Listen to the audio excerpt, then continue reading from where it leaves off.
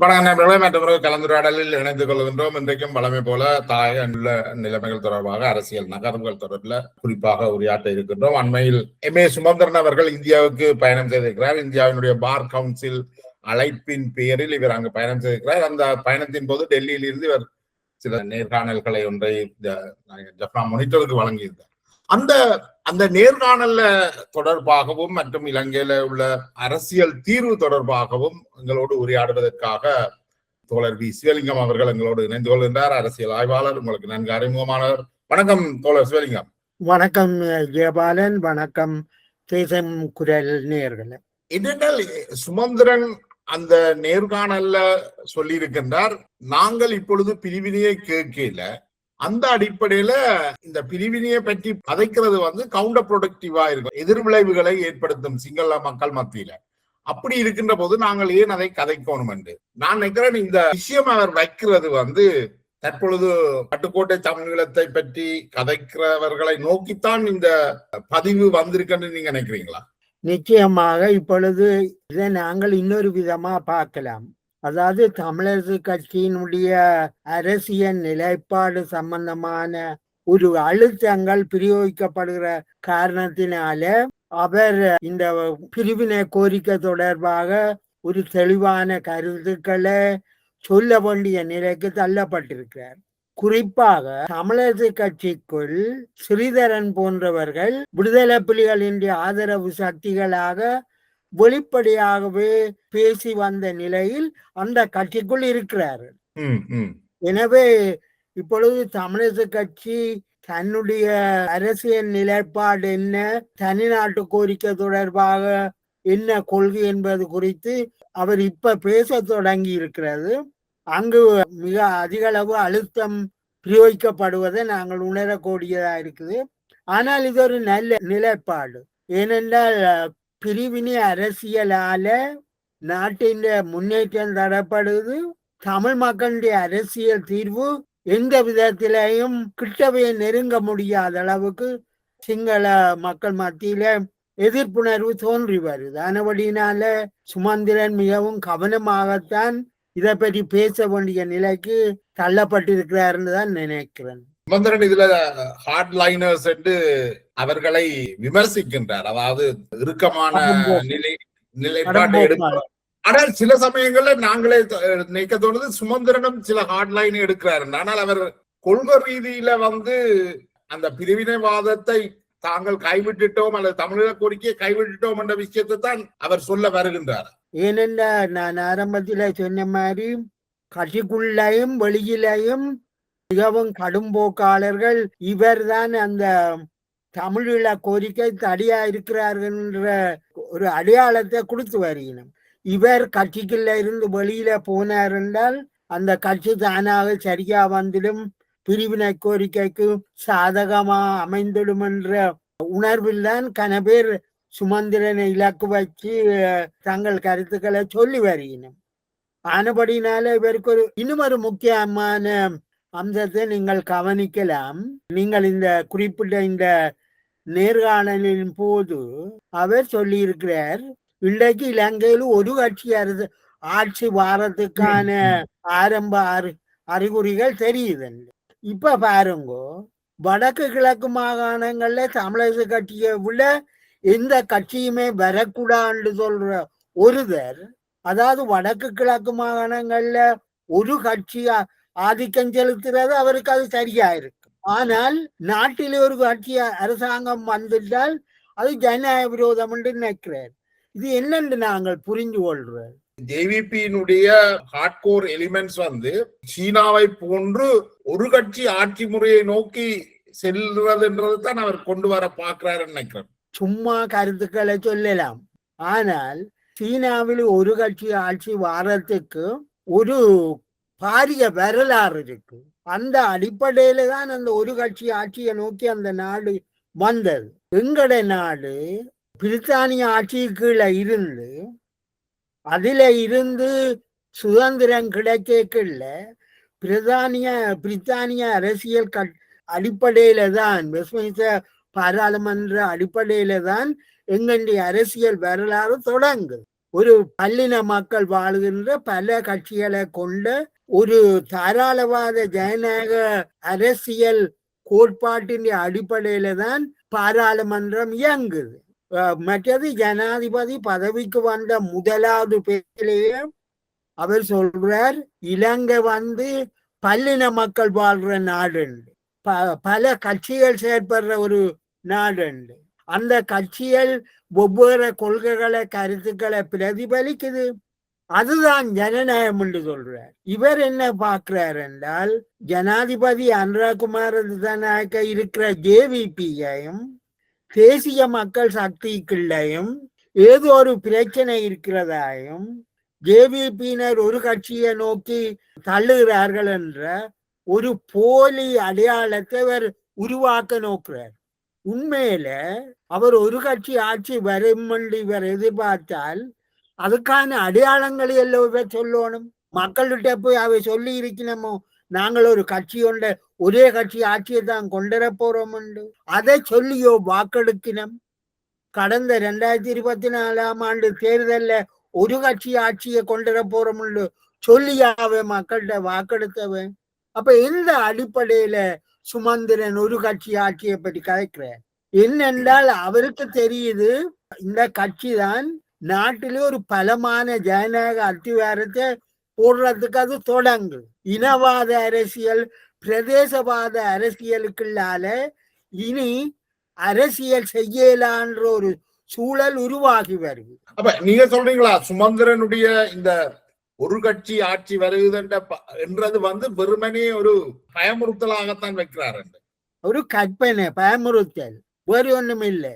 அதாவது நீங்கள் பார்க்கலாம் தானே, கடந்த ஊராட்சி தேர்தல், மாகாண இந்த மற்ற தேர்தல்கள் எல்லாம் எங்க மோதாதையர் அதிகாரத்தில இருந்த எங்கட சபைகள்ல அப்புகாமிய இருக்க விடுமோ? அப்ப நீங்கள் எந்த வகையில ஜனநாயகத்தை சொல்ல பார்க்க? இல்ல, நாங்கள் என்னென்றால் 86 விடுதலை புலிகள் தாங்கள் ஒரு ஏக பிரதிநிதிகள் என்று சொல்லிச்சினோம். மற்ற அமைப்புகள் எல்லாத்தையும் அழைச்சு தாங்கள் அதிகாரத்தை பிடிச்சு ஒரு 2009 வரைக்கும் ஒரு கட்சி ஆட்சியில ஒருவர் ஆட்சி நடந்தது, பிரபாகரனுடைய ஆட்சி. அதுக்கு பிறகு தமிழரசு கட்சி தமிழ் தேசிய கூட்டமைப்பாக அவ தாங்கள் மட்டும்தான் ஆளோணும் பண்ணிச்சினோம். இப்ப தமிழரசு கட்சி தான் மட்டும் தான் ஆளோணும் என்று நினைக்குது. ஆனா இதுகளை எல்லாம் இவர்கள் கண்டுகொள்றதே இல்லை. மக்கள் விழிப்படைஞ்சிட்டின. மக்கள் வேறு பாதையை நோக்கி, வேறு தெரிவுகளை நோக்கி போக தொடங்கிட்டினோம். இவைகளால மக்களை பயமுறுத்தி அவைகளை வச்சிருக்கலாம் என்ற ஒரு அரசியல் கதையாடலை அவை தொடங்கி இருக்கிறேன். மக்கள் இதுகளுக்கு இனிமேல் செவிசாய்க்க போற இல்லை. ஏனென்றா மக்கள் இந்த கடந்த கால அனுபவங்களுக்குள்ளால மிகவும் தேர்ச்சி அடைஞ்சிட்டினோம். எது சரி புலின்றது அவைகளால புரிந்து கொள்ள முடியுது.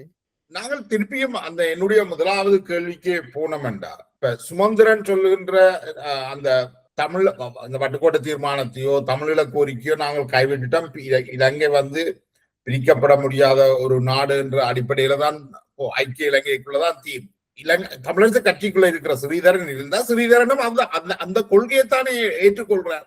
நீங்கள் இதில் அவர் ஸ்ரீதரனும் வச்சுக்கொள்ளுவோம், ஜனநாயக அடிப்படையில ஒவ்வொரு கருத்துக்களை வச்சிருக்கிறது தவறு இல்லை. ஆனால் இப்ப ஸ்ரீதரனுடைய பிரச்சனை என்னன்னா, அவர் கட்சிக்கு கட்டுப்பாடுகளுக்கு அமைவாக செயற்படையில. உதாரணத்துக்கு கட்சி ஒரு தீர்மானத்தை எடுத்தால் அவர் கட்சியின் தீர்மானத்துக்கு அமைய செயற்பட வேணும். அவருக்கு வேற கருத்துக்கள் இருக்கலாம், ஆனால் கட்சியின் கட்டுப்பாடுகளுக்கு அமைய அதை எடுத்த தீர்மானத்தை அவர் நிறைவேற்ற வேணும். அந்த ஜனநாயக போக்கு இல்லாததுதான் பிரச்சனையே தவிர ஒவ்வொரு கருத்துக்களை ஒரு கட்சிக்கு வச்சிருக்கிறது எந்த விதத்திலும் தவறு இல்லை. மற்றது அவர் அந்த கட்சி அந்த கருத்தோட தனக்கு உடன்பாடு இல்லை என்றால் அவர் கட்சியை விட்டு வெளியேறி இருக்க வேண்டும். நிச்சயமா. ஆனா இன்னொன்றும் இருக்குதானே, இப்ப ஸ்ரீதரன் தலைவராக தெரிவு செய்யப்பட்ட பிறகு அது ஏதோ ஒரு வகையில சட்ட ரீதியாக ஏதோ ஒரு வகையில தடுக்கப்பட்டிருக்கின்ற ஒரு குற்றச்சாட்டு இருக்குது. அப்ப அவர் உள்ளுக்க இருந்து அந்த சண்டையை மேற்கொள்றாரு. அதை என்னன்னு பாக்குறது? நாங்கள் தமிழரசு கட்சிக்குள்ள உட்கட்சி ஜனநாயகம் இருக்கோன்றதானே முக்கியமான கேள்வி. அங்க தனிநபர் வழிபாடுதானே அதிகளவு இருந்தது. ஒருபுறத்தில சேனாதிராஜா, மறுபக்கத்தில ஸ்ரீதரன் இன்னொரு பக்கத்துல, சம்பந்தர் இன்னொரு பக்கத்துல, சுமந்திரன், இப்படி ஒரு குழு ஆதிக்கத்துக்குள்ளான அந்த கட்சி இருந்தது. அப்ப அந்த கட்சிக்குள்ள ஜனநாயகம்ன்ற ஒரு மட்டுப்படுத்தப்பட்டதானே இருந்திருக்கு. அப்ப நாங்கள் அங்க இருக்கிற ஜனநாயகத்தின் பற்றாக்குறைய வச்சு கொண்டுதானே நாங்கள் நிலைமையில புரிஞ்சு கொள்ள வேணும். உதாரணத்துக்கு இலங்கை முழுவதும் ஜனநாயகத்துக்கான பற்றாக்குறை இருக்குது. அதால தான் ஒவ்வொரு கட்சியால் பிளவுபட்டு நாட்டை ஒரு குட்டிச்சுவராக்கு. ஏனென்றால் ஜனநாயகம் போதிய அளவு விஸ்தரிக்கப்படவில்லை. அதே மாதிரி தான் கட்சிக்குள்ளேயும் ஜனநாயகம் போதிய அளவு இல்லை என்றால் தனிநபர் ஆதிக்கத்துக்கு தான் அது போகுது. இன்றைக்கு தமிழ் அரசியல், தமிழரசு கட்சிக்கு இருக்கிற அரசியல் மேலுக்கு பார்க்கல சுமந்திரன், ஸ்ரீதரன் ஒரு போட்டிக்களமா இருக்குதே தவிர அங்கே ஒரு அரசியல் அடிப்படையிலான களமாக அது இல்லை. ஸ்ரீதரனும் சொல்லல, இல்ல நான் சுயநிர்ணய உரிமையை கோர்றோம், நாடு பிரிந்து போகணும் ஸ்ரீதரனும் கேட்கல.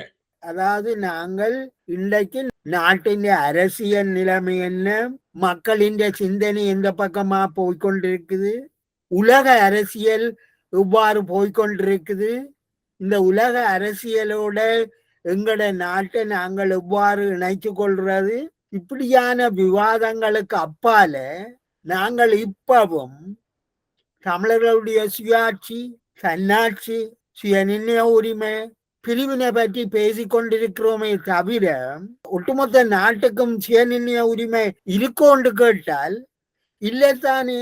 ஏனென்றால் நாங்கள் இப்பவும் உலக வங்கி, சர்வதேச நாணயத்தின் நிதியத்தின் கட்டுப்பாடுகளுக்குள்ளதானே எங்களுடைய அரசியல் பொருளாதார திட்டங்களை வகுக்கிறோம். அப்ப எங்களுக்கு அப்படி சுயநிர்ணய உரிமை இருக்கு? ஒரு இறமை உள்ள நாடு நாங்கள் நெடுக சொல்லிக்கொண்டு, இறமை என்றது தங்கண்ட எதிர்காலத்தை தாங்களே தீர்மானிக்கிற சக்திய மக்களுக்கு இருந்தா தான் அது பூரண இறமையாயிருக்கு. ஆனால் எங்கட நாடு சுயநிர்ணய உரிமையை எப்பயோ இழந்துட்டுது. நாங்கள் வெளிநாடுகள் கீற கோடுகளோடு தானே அதுக்கு பணிவாகத்தானே செயற்படுறோம். அப்போ எங்கட நாடு எங்க சுயநிர்ணய உரிமை வச்சிருக்கு? இல்ல, இப்ப தமிழ் சமூகத்துல ஒரு பிரிவு கேக்குது, விடுதலை புலிகள் சார்ந்த அந்த பிரிவு இன்றைக்கும் தாங்கள் போராடின சரி, தங்களுக்கு தாங்கள் பிரிச்சு தாங்கள் கடனை சோர்ட் அவுட் பண்றோம் கேட்கிற தன்மையை தான் நாங்கள் பாக்குறோம். அதை என்ன நீங்கள் பாக்குறீங்க? அதை நாங்கள் சுயநிர்ணய உரிமையை பற்றி பேசுறோம். ஒட்டுமொத்த நாட்டிலே எந்த மாதிரியான சுயநிர்ணய உரிமை இருக்கு? அதாவது தமிழ் பிரதேசத்துக்கு இருக்கிற மக்களின் சுயநிர்ணய உரிமை தொடர்பாக நீங்கள் என்ன கொள்கையை வச்சிருக்கிறீர்கள்? தனி மனிதன் யாருமே இன்றைக்கு வரைக்கும் சொல்லல தானே. விடுதலை புலிகள் நான் 30-40 வருட போராட்டத்தை நடத்தினாலும் அவர்கள் என்னத்தை சொல்லியிருந்தாங்க? சும்மா சுயநிர்ணயம் தாங்க, தமிழீழம் தாங்க, எங்களுடைய தாகம் தமிழீழ தாயகம் சொன்னிச்சினமே ஒழிய அந்த நாடு எப்படி அமையும், தமிழீழம் எப்படி அமையும், அங்க என்ன உரிமைகள் இருக்கும்ன்றது சொல்லப்படையில தானே. ஏனென்றால் நாங்கள் உணர்ச்சியில தானே அரசியலை நடத்தி கொண்டு வர. நாங்கள் கேள்வி கேட்கிற ஆக்களா இல்லை.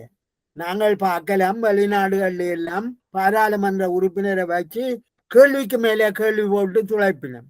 ஏனென்றா நீ தேர்தலில் இதை சொன்னேன்னு எங்க உண்டையும் காணலையன். ஆனா எங்கட மக்கள் 5 வருஷத்துக்கா புள்ளடிக்க போட்டுட்டு அவை பேர் உறக்கத்துக்கு போடுவீங்க. இந்த மாதிரியான அரசியல் இனிமேல் செய்யலாம். நல்லா புரிஞ்சுக்கணும். இந்த கேள்விய நினைக்கிறேன், இந்த இதுல தெளிவுபடுத்தணும் நினைக்கிறேன். இப்ப இலங்கையில உள்ள தமிழ் கட்சிகள் ஏதாவது சுய நிர்ணய உரிமை கோரிக்கையை முன் வச்சிருக்கணுமா? வெளிப்படையாக சுய நிர்ணய உரிமைய என்ற சொல் பதத்தை தவிர அதிന്റെ மேலதிக விளக்கங்கள் எதுவும் இல்லை. ஏனென்றா முதலாவது நிர்ணய உரிமை என்றது தமிழீழத்தை அமைக்கிறதுக்கான உரிமை. தமிழ் மக்கள் இப்படித்தான் விளங்கி கொண்டிருக்கணும், அல்லது தமிழ் அரசியல் கட்சிகள் இப்படித்தான் விளங்கி கொண்டிருக்கணும். இப்ப தமிழீழ கோரிக்கையை இவர்கள் கைவிட்டிருக்கிறார்களா? கஜேந்திரகுமார் தமிழ் தேசிய மக்கள் முன்னணியோ அல்லது ஸ்ரீதரனோ வேறு கட்சிகளோ கைவிட்டிருக்கணுமா? இப்ப நினைக்கிறேன் தமிழரசு கட்சி சுமந்திரன் அதுல தெளிவா சொல்றாருன்னு நினைக்கிறேன், தமிழீழ கோரிக்கை இல்லை என்று. நாங்கள் என்னென்ன முதலாவது நாங்கள் எப்படியான சமூக கட்டுமானத்துல வாழ்றோம்ன்றத புரிஞ்சு கொள்ளணும். அதாவது இலங்கை போன்ற நாடுகள் முதலாளித்துவ அரசியல் கட்டமைப்பில தான் அந்த நாடுகளின் நிர்வாகம் இருக்குது. முதலாளித்துவ கட்டமைப்பு சொல்லுது சுயநிர்ணய உரிமைன்றது தனி மனிதனுடைய உரிமையைத்தான் உரிமை. அவருக்கு பேச்சு சுதந்திரம் இருக்கு, எழுத்து சுதந்திரம் இருக்கு, கூட்டங்கூடும் உரிமை இருக்குது, தன்னுடைய எதிர்காலத்தை தீர்மானிக்கிறதுக்காக செயற்படுகின்ற உரிமை இருக்கு. இது எல்லாத்தையும் தனி மனிதனை வச்சுதான் இந்த நீங்கள் எல்லா சட்டங்களையும் பார்த்தீங்கள் என்றால் அது தனி மனிதர்களை வச்சுதான் அந்த சட்டம் இயற்றப்பட்டது. அது ஒரு கூட்டு உரிமையை பற்றி சொல்றே இல்லை. ஏனென்றால் முதலாளித்துவம் கூட்டு உரிமை சம்பந்தமாக எல்லாரையும் தனி மனிதர் என்றுதான் அது அடையாளப்படுத்தும். இதுல என்ன பிரச்சனை என்றால் மிக தெளிவாக சொல்லுகிறார், சமூகம் என்ற ஒன்று இல்லை. அப்ப வெறுமனி அந்த சொல் பதத்துக்குள்ள நின்று விளையாட பார்க்கிறோமே தவிர சுயநிர்ணய உரிமை என்றதை நீங்கள் விளங்கப்படுத்துங்கோ தமிழ் மக்கள். ஏனென்றா நீங்கள் ஒரு தலைவர் என்றியல், ஒரு கட்சி என்றியல், பிறகு சுயநிர்ணய உரிமை என்று சொல்றீர்கள். அப்ப நீங்கள் தனி மனிதன் சுயநிர்ணய உரிமையை நிராகரிச்சுத்தானே ஒரு தலைவர் ஒரு கட்சி என்று சொல்றீர்கள். அப்ப நீங்கள் தமிழ் மக்களின் அரசியல் ஒரு குழப்ப நிலையில வச்சிருக்கிறீர்கள், வெறும் உணர்ச்சியை ஊட்டி வச்சிருக்கிறீர்கள். சிங்கள பௌத்த பேரினவாதத்தால எங்களுக்கு இந்த விடுதலையும் இல்லை என்ற அந்த உணர்ச்சியை வச்சு அரசியல் நடத்துறதால தான் கடந்த 75 வருஷமா சுயநிர்ணய உரிமை என்ற சொல்பதத்துக்கு அப்பால எந்த மாற்றமுமே நிகழல. சுயநிர்ணய உரிமை என்றது கூட தேக்காற்ற சொற்பதமாகத்தான் தமிழ் அரசியல் சூழல் பயன்படுத்துதா. நிச்சயம் சுயநிர்ணய உரிமை என்றது பிழையானது அல்ல. நாங்கள் அதை பாவிக்கிற அணுகிற முறைதான் மக்களையே மாத்திரும். ஏனென்றால் சுயநிர்ணய உரிமை என்று நாங்கள் சொல்லிக்கல, நான் என்னுடைய சுயநிர்ணய உரிமையை பற்றி கதை கேட்கல, உங்களுக்கும் சுயநிர்ணய உரிமை இருக்கின்றத ஏற்றுக்கொண்டுதான் நான் கதைக்கவும். இது சிவலிங்கத்தினுடைய சுயநிர்ணய உரிமையும் ஜேவாளனுடைய சுயநிர்ணய உரிமையும் தமிழ் மக்களுடைய சுயநிர்ணய உரிமையை அது குறிக்கல. இதுதான் நாங்கள் மிக முக்கியமானது. ஏனென்றால் தமிழ் மக்களுக்கு சுயநிர்ணய உரிமை இருக்கலாம், ஆனால் தமிழ் மக்கள் வாழ்ற பிரதேசத்தில உள்ள அல்லது அந்த நாட்டில உள்ள ஏனைய மக்களுக்கும் சுயநிர்ணய உரிமை இருக்கின்றது அங்கீகரித்து கொண்டால்தான் நாங்கள் பேச்சுவார்த்தை என்ற இடத்துக்கு வரலாம். நீங்கள் எங்களின் சுயநிர்ணய உரிமையை பற்றி கதைக்கிறீர்களே தவிர ஏனைய சமூகங்களின் சுயநிர்ணய உரிமையை பற்றி கதை காட்டி நீங்கள் அந்த மக்களை பற்றி எந்த கவலையுமே படையில்லை. நீங்கள் எப்படி சுயநிர்ணய உரிமையை பேசக்கூடிய தகுதி இருக்கிறார்கள்? தமிழ் அரசியல்ல இன்றைக்கு இருக்கிற அரசியல்வாதிகள் தமிழ் மக்களை தனிமைப்படுத்தி ஒரு ஏனைய சமூகங்களை விட ஒரு புறக்கணிக்கிற சமூகமாக நீங்க மாற்ற பார்க்க.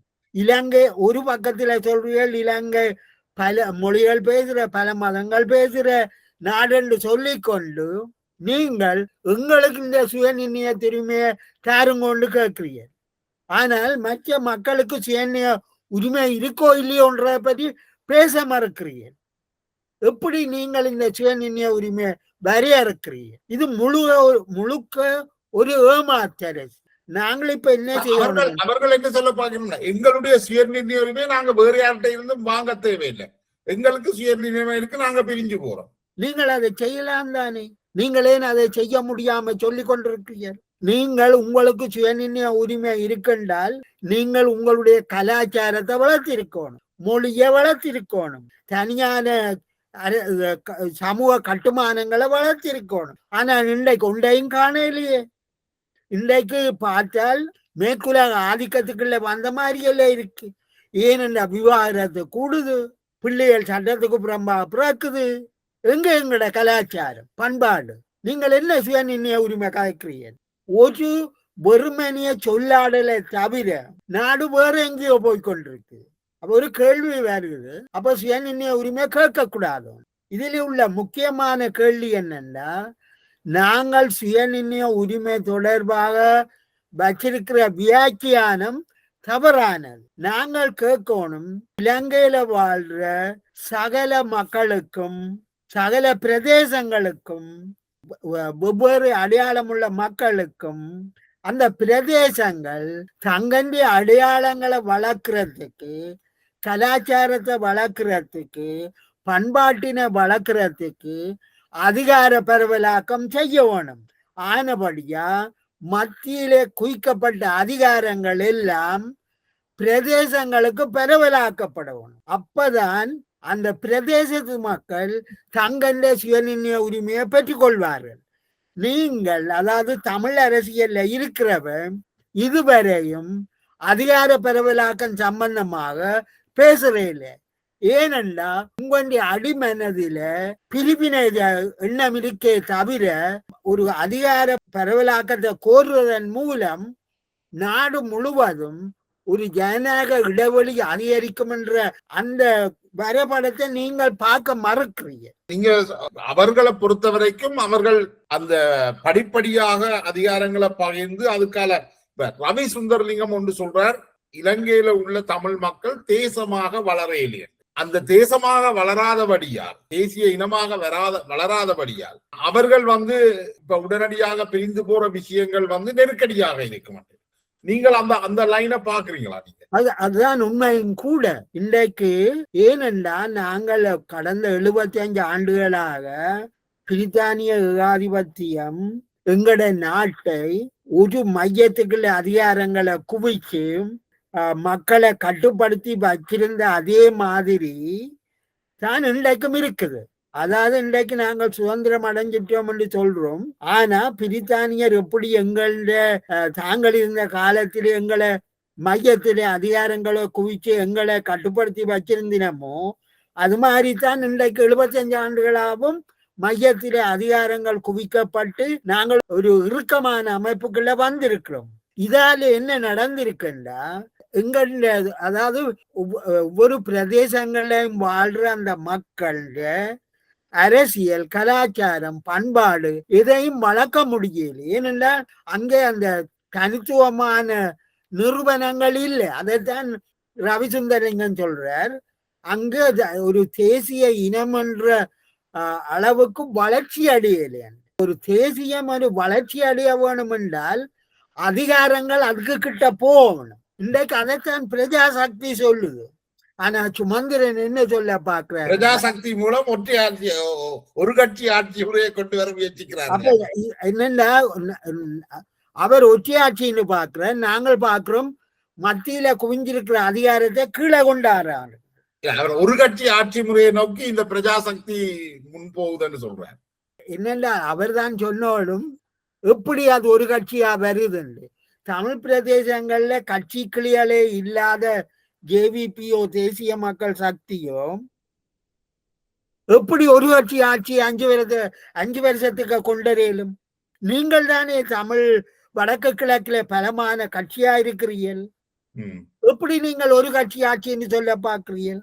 நீங்கள் மக்களை பயப்படுத்துறீங்க. நீங்கள் எப்படி சிங்கள பேராதிக்கம் எங்களை தலையெடுக்க விடாதுன்னு மக்களை ஏமாத்தி வந்தீங்களோ அது மாதிரி சிங்கள பௌத்த பேராதம் எப்படி ஒரு சிங்கள பௌத்த நாட்டை உருவாக்க இந்த சிறுபான்மையினர் விடுகிறார்கள் என்று அவர்கள் சிறுபான்மையினர்கள் எங்களுடைய பாதுகாப்புக்கு அச்சுறுத்தலா இருக்குன்னு சொல்லி சிங்கள மக்களை பயமுறுத்துற மாதிரி தான் நீங்களும் இல்லாத ஒன்றை பூதாகரமாக்கி நீங்கள் மக்களை ஏமாற்றி அரசியல் அதிகாரத்தில இருக்க பார்க்கிறீர்கள். எனக்கு ஒரு நல்ல உரையாடல், நீண்ட உரையாடல். மீண்டும் இதற்கான விமர்சனங்களையும் உள்வாங்கி கொண்டு அடுத்த உரையாடல்ல சந்திப்போம். நன்றி. ஒரு நல்ல வாய்ப்பு தந்தமையாட்டி தொடர்ந்தும் நாங்கள் பேசலாம்.